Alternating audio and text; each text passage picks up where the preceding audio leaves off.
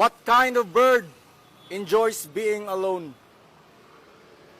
Introvert? What do you call a person who does not eat meat? Valedictorian. What did Adam and Eve ate in the Garden of Eden?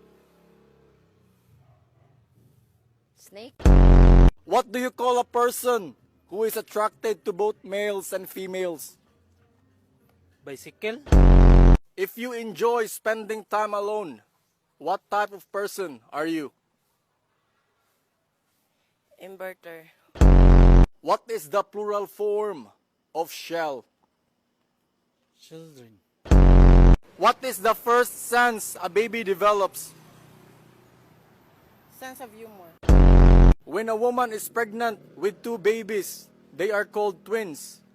When a woman is pregnant with 3 babies, they are called blank. 3 babies.